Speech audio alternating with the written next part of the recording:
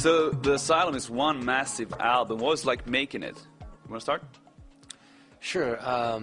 Writing process pretty much started right after we finished touring the Indestructible cycle. Within a couple months, Dan and Mike had put together, some material that they were sending to David and then to myself to start working on. And it wasn't, until, let's see, within 6 months we'd had a body of work, and then we got maybe less than 6 months, and we hit the studio. I believe it was November. February. Oh, February is when we hit the studio. Yeah. We were. That's right. And we just knocked them out. We usually don't go in the studio until we have like a really good. We know how the songs are going to go. We demo them up pretty well ahead of time. So we don't really waste much time in the studio. So after we feel like we've got the majority of the record, or almost the whole record, then we go in the studio. That's right, February, we went into the studio, and we always record extra songs. So there's 12 on the record. We usually do 15 to 17, a larger group. And I think we did 17 songs in 7 weeks. Mm-hmm. And you recorded again in Chicago, Illinois during winter. Is it important to record during winter for you guys? Danny might have a slightly different opinion, but I fucking hate the winter. I'm sorry.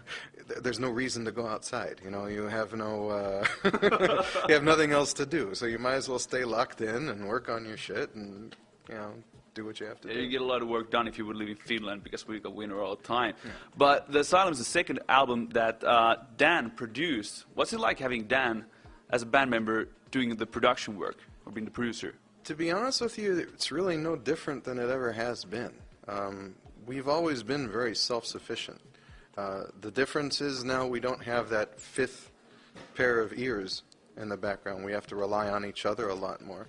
He's always been the biggest part of the musicality of the band, and he definitely hasn't really changed the role much, other than just getting the credit that he deserves. The process by which Disturbed has made the records has never changed. Other than not having that extra person to lean on, there's a little more pressure on us. And Dan and David in particular, to make sure that the music and the lyrics, the melody, are what they need to be something that we're proud of to release. We don't have someone else to look at and go, well, what do you think? It's just us looking at each other going, well, what do you think? Is a taskmaster in the studio. I think he almost enjoys staying there ridiculous hours to a certain extent. He has no problem doing 14-hour days. Most people, they're in the studio so long they get ear burn. I've never seen him exhibit any kind of burn from being in the studio. The man's a machine. Yeah. I think we all take our time in and out of the studio. Occasionally I just have to get the hell out of there. In order for me to finish doing what I have to do, which usually by the time we hit the studio is finishing up about 7 or 8 sets of lyrics that I have yet to finish, I can't concentrate with 100 different things going on and all these noises and everything else. So I need to kind of go back home and be up all night and just working with me and the piece of music and a little bit of serenity. But you also released this year A Decade of Disturbed. But sometimes people start feeling old when they release like a biography or something. Did you guys start feeling old? You saw yourself with hair in the documentary. Start feeling old? Been feeling old for a while, my friend. It didn't start with the documentary. If anything, the documentary really just was a really nice trip down memory lane.